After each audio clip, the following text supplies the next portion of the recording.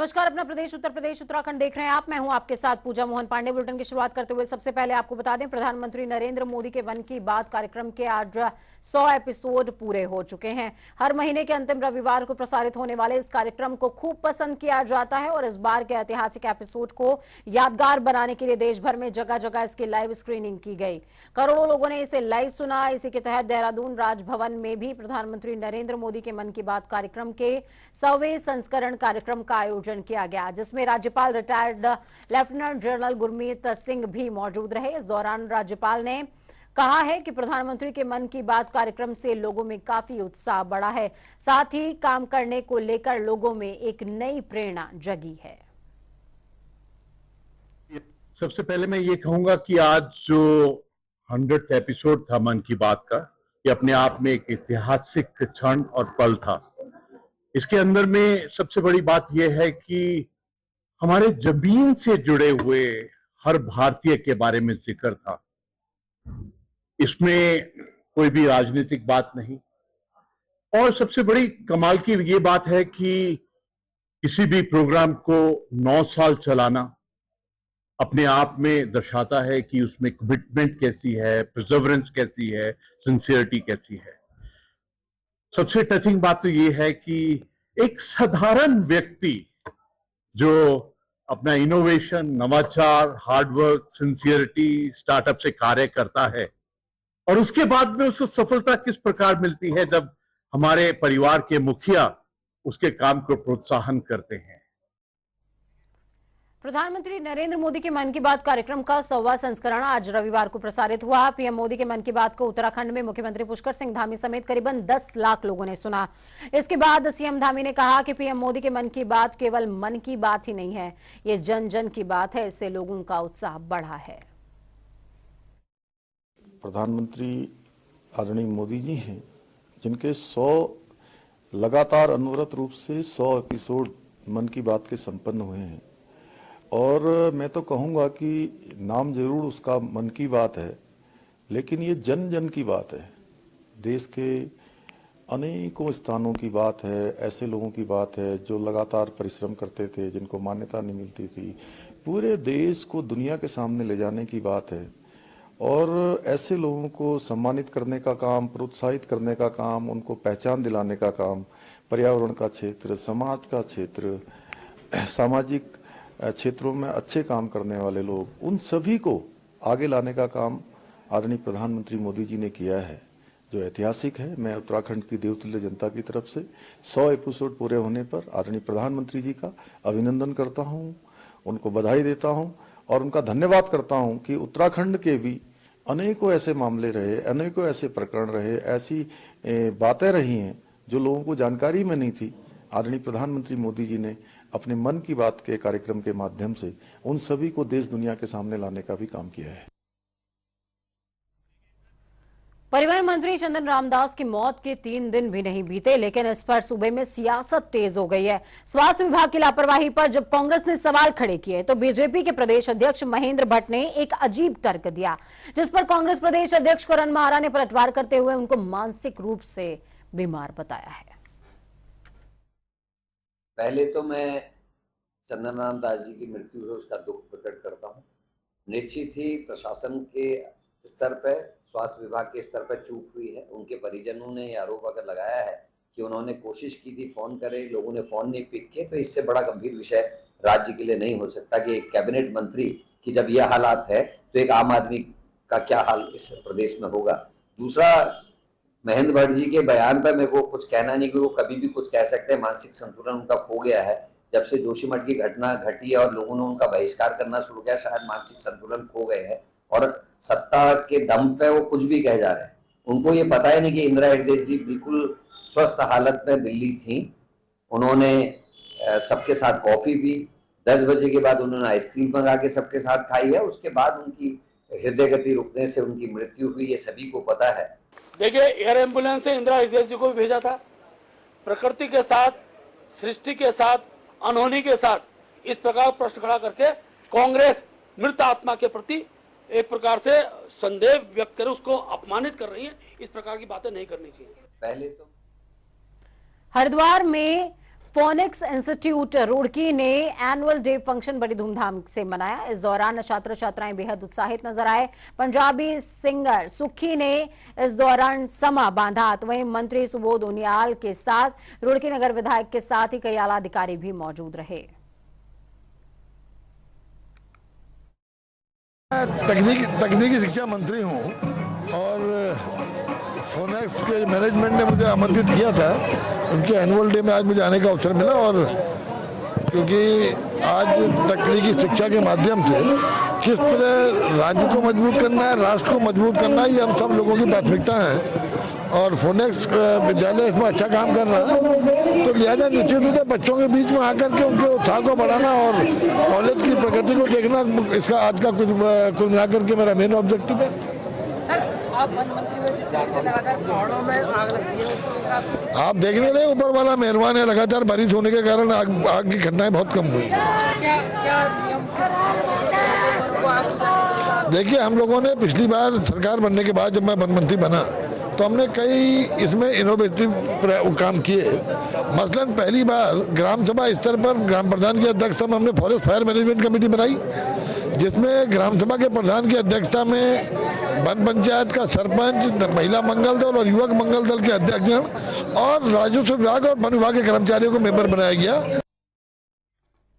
उत्तराखंड में नवंबर महीने में निकाय चुनाव होना है, लेकिन चुनाव से पहले सियासत फुट टू हाई है। ओबीसी सर्वेक्षण में बरती जा रही ढिलाई के चलते कांग्रेस और बीजेपी आमने सामने। ऐसा माना जा रहा है कि निकाय चुनाव नवंबर महीने की जगह आगे खिसक सकता है। ये खास रिपोर्ट देखिए। निकाय से पहले उत्तराखंड में जंग, निकाय का सर्वेक्षण, सियासत में आरक्षण। चुनाव से पहले निकला आरक्षण का जीत, ओबीसी आरक्षण में घपला, सियासत में उफान। निकाय चुनाव में चिट्ठी पर चिट्ठी। उत्तराखंड में नवंबर महीने में निकाय चुनाव होना है, लेकिन चुनाव से पहले चुनावी सरगर्मियां तेज हो गई है। जहां कांग्रेस निकाय चुनाव से पहले निकायों में ओबीसी सर्वेक्षण का काम एकल सदस्यीय समर्पित आयोग के निर्देशों पर कराने की बात कह रही है, तो वहीं उत्तराखंड में चल रहे निकायों के ओबीसी सर्वेक्षण में बड़े पैमाने पर घपला भी सामने आया है, जिसकी वजह से नवंबर महीने में संभावित निकाय चुनाव पर संकट पैदा हो गया है।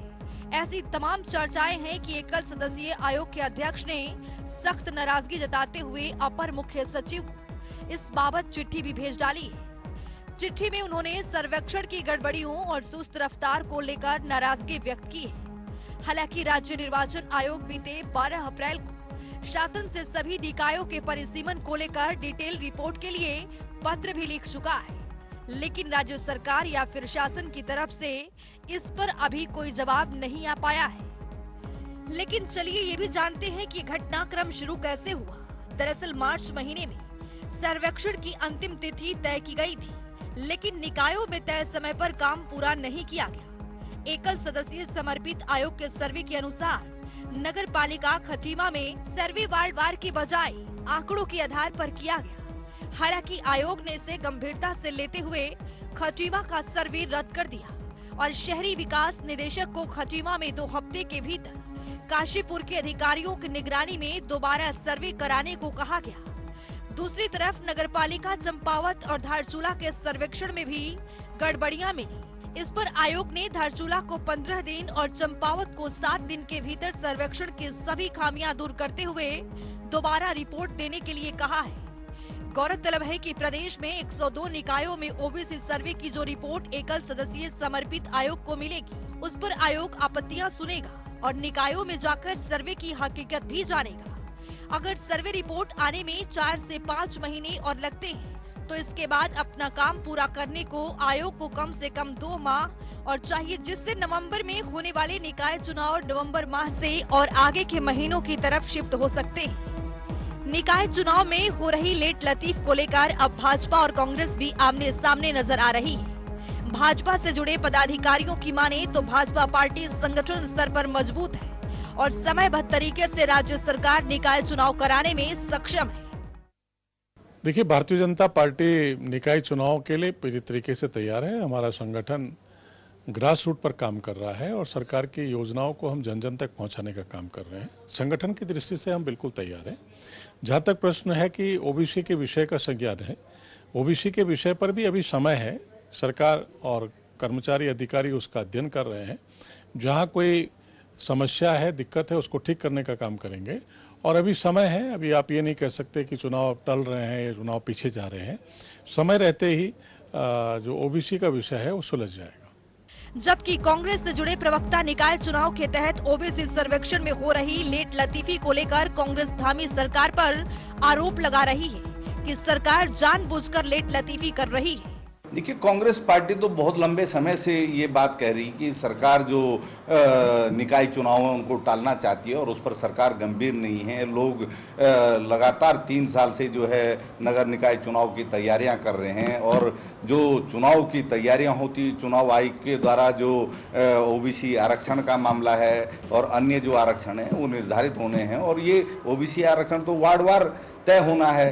अब उसकी गणना ही पूरी अभी तक नहीं हुई है और पूरे राज्य में इस प्रकार की स्थिति है और मुझे तो ये लगता है कि सरकारी मशीनरी जानबूझ करके जो है आंकड़ों को विलंब से इकट्ठा कर रही है और जो आरक्षण का निर्धारण है अगर वही समय से पूरा नहीं होगा तो निश्चित तौर पर चुनाव टाले जाएंगे। और सरकार की मंशा भी यही है कि क्योंकि इस समय काम नहीं हुए हैं जनहित के और तमाम विकास कार्य लटके पड़े हैं, जनता का विरोध सरकार को झेलना पड़ रहा है और इसीलिए सरकार जो है चुनाव को टालने के लिए इस प्रकार के षड्यंत्र कर रही है।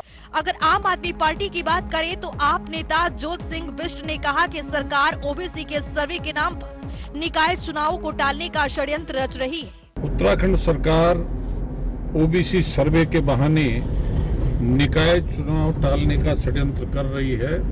सरकार ये समझ रही है कि उसकी 6 साल की नाकामियों का असर इस समय निकाय चुनाव में उन्हें हार के रूप में देखना पड़ेगा। इसलिए राज्य सरकार ने अपने ओबीसी सर्वे के एक सदस्य आयोग के सदस्य सचिव ओंकार सिंह के माध्यम से एक रिपोर्ट शासन में जमा करवाई जिसमें उन्होंने 9 नगर निगमों में ओबीसी सर्वे न होने तथा खटीमा और धारचूला में ओबीसी सर्वे में खामियां होने की बात बताई और इसी को आधार बना करके राज्य सरकार निकाय चुनाव टालने का षड्यंत्र कर रही है। सरकार जानती है कि निकाय चुनाव की हार का असर आगामी लोकसभा चुनाव में पड़ेगा और तथा उसके साथ साथ जब चुनाव टलेंगे तो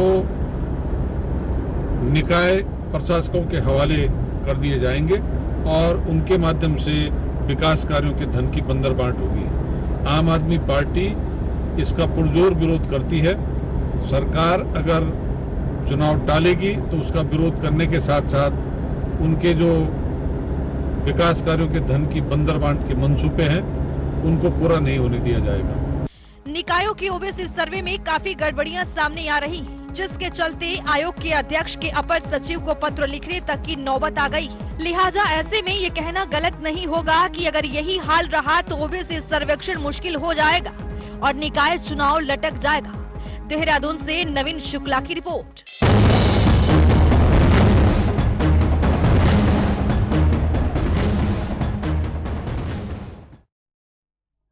वहीं दूसरी तरफ पूर्व मुख्यमंत्री हरीश रावत ने अपनी किताब उत्तराखंडियत का विमोचन किया। इस दौरान उन्होंने कहा कि उत्तराखंड के बारे में कुछ बातें हमने इस किताब में रखी हैं और कुछ बातों को अगले खंड में रखेंगे। कार्यक्रम में जगत गुरु शंकराचार्य राजेश्वर रामेश्वरम ने किताब का विमोचन किया। इस मौके पर नेता प्रतिपक्ष यशपाल आर्य, कांग्रेस प्रदेश अध्यक्ष करण मारा सहित धारचूला के विधायक हरीश धामी, अनुपमा रावत सहित तमाम नेता और कार्यकर्ता मौजूद रहे हैं। इसमें लोकतंत्र के ऊपर किस तरीके से प्रहार हुआ और किस तरीके से उत्तराखंड के ऊपर प्रहार हुआ वो जरूर मैंने जिक्र किया है और कांग्रेस ने किस तरीके से मिल करके उस प्रहार का सामना किया उसका भी मैंने जिक्र किया है और मैं समझता हूँ भाजपा के दोस्त इस किताब को पढ़ करके लाभान्वित में वही है जो उत्तराखंड की आत्मा है। उसके कुछ पहलुओं को कुछ जो है जो यहाँ की जीवन की आवश्यकता है उनको हमने इंगित करने की कोशिश की है। जिस रूप में ये उत्तराखंड बन करके उभर करके आया है, उन बिंदुओं को हमने सहेजने की कोशिश की है। वहीं देहरादून में कैबिनेट मंत्री रेखा आर्या अपनी सोमेश्वर विधानसभा के गढ़स्यारी बूथ पहुंची, जहां उन्होंने प्रधानमंत्री मोदी के मन की बात कार्यक्रम को लेकर कहा कि प्रधानमंत्री के मन की बात कार्यक्रम आज देश की आवाज बन चुकी है। इसके साथ ही रेखा आर्या ने कहा कि ये शतक इस बात का प्रमाण है कि प्रधानमंत्री मोदी और देश की जनता के बीच मजबूत जुड़ाव और लगाव है। देखिए, आज मन की बात का 100वां एपिसोड बहुत ही ऐतिहासिक रहा। पूरे उत्तराखंड के हर मंडल स्तर पर, हर ब्लॉक स्तर पर आज इस मन की बात को सुना गया है। मैं भी अपनी विधानसभा क्षेत्र सोमेश्वर के बड़े ही पवित्र भूमि गढ़सारी में यहाँ पर उपस्थित हूँ। यहाँ मन की बात हमारे समस्त गढ़सारी के हमारे समस्त लोगों के साथ में प्रधानमंत्री जी की मन की बात के कार्यक्रम का हम सब लोगों श्रोतागणों ने उनको सुना। निश्चित रूप से यह मन की बात मैं कह सकती हूं कि प्रधानमंत्री की मन की बात से कहीं ज़्यादा देश की मन की बात है। और इस मन की बात में उत्तर से लेकर दक्षिण तक और पश्चिम से लेकर पूर्व तक ये पूरी भावनाएं जो है इस मन की बात में आता है। प्रधानमंत्री जी अपने आप में एक पावर हाउस है। उनका मन का करंट हर देशवासी के मन तक पहुंचता है। प्रधानमंत्री नरेंद्र मोदी ने आज अपने मन की बात कार्यक्रम का 100वां एपिसोड पूरा कर लिया, लेकिन हल्द्वानी में कांग्रेस पार्टी इसे झूठ का पुलिंदा बता रही है। कांग्रेस विधायक सुमित हृदेश का साफ तौर पर कहना है कि प्रधानमंत्री सिर्फ अपनी वाहवाही लूट रहे हैं और प्रधानमंत्री को जनता के मन की बात सुनना चाहिए, क्योंकि जनता की कोई सुध नहीं ले रहा। तत्वाधान में ये चिट्ठी लिखने का प्रधानमंत्री और मुख्यमंत्री का पूरा अभियान देश भर में चला है और कई अनेक केंद्रीय, प्रांतीय और स्थानीय मुद्दे हैं जिन पे चिट्ठियां लिखी गई हैं। आगे भी हम भेजेंगे। हम भी देखते हैं, क्योंकि सीधा जवाब तो कोई सरकार में देता नहीं। प्रधानमंत्री जी तो मीडिया से कभी मुखातिब होते नहीं है, लेकिन हमारी आशा है कि अगर आम जनता, और ये आम जनता के माध्यम से गई हुई चिट्ठियां हैं जिसमें उनका नाम और मोबाइल नंबर है, तो कहीं तो जनता के मन की बात भी सुननी पड़ेगी, या केवल ये जो शतक बनाया झूठों की बात से और झूठों के पुलिंदों का, इस पे वाहवाही खुद अपने लोगों से लुटवाने का कार्य वो करेंगे। तो ये स्कूलों में जो अभियान चलाया जा रहा है कि प्रधानमंत्री जी की मन की बात सुनाई जा रही है, ये जब झूठ निकलेंगे, जब ये बच्चे बड़े होंगे, तो देश की लोकतांत्रिक व्यवस्था से और देश का अगर उस समय कोई प्रधानमंत्री होगा, वो कहेंगे कि क्या ये व्यक्ति सच बोल रहा है। ये ऐसी कुनीतियों के कारण हमारा देश बहुत पीछे जा चुका है। शिक्षा और विद्वानों के लिए जाने जाने वाला हमारा देश आजकल गैंगस्टरों का देश बन चुका है। तो इससे बड़े दुर्भाग्य का विषय। उत्तराखंड में सत्ता में काबिज बीजेपी लगातार संगठन को मजबूत करने में लगी हुई है, तो वहीं दूसरी तरफ अब बीजेपी की ओर से विधानसभा चुनाव में हारी हुई 23 सीटों पर विशेष फोकस रहने वाला है और कार्यकर्ताओं को इस सीट को मजबूत करने की जिम्मेदारी भी सौंप दी गई है। देखिए,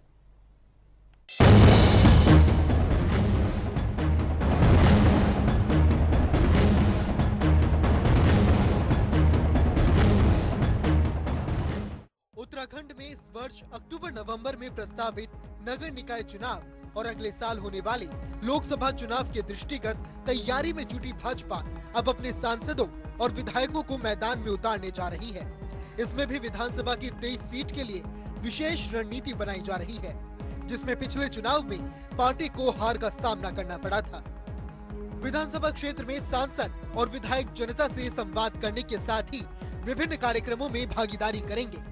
इस दौरान केंद्र और समाज की कल्याणकारी योजनाओं के साथ उपलब्धियों की भी चर्चा होगी। इस कार्यक्रम के माध्यम से नगर निकाय चुनाव के लिए भी माहौल बनाया जाएगा। 2014 के लोकसभा चुनाव से लेकर अब तक राज्य में हुए सभी चुनावों में भाजपा ने जीत हासिल की है। अब उसके सामने अपने प्रदर्शन का ये सिलसिला बरकरार रखने की चुनौती है और इस क्रम में नगर निकाय और लोकसभा चुनाव में परीक्षा होनी है। राज्य में लोकसभा की 5 सीटें हैं, जिन पर वर्ष 2014 से भाजपा काबिज है। इसी प्रकार नगर निकाय में वर्ष 2018 में पार्टी ने अपना दबदबा बनाया था। राज्य में नगर निकायों की संख्या बढ़ाकर अब 102 हो गई है, जबकि पिछली बार निकायों की संख्या 92 थी।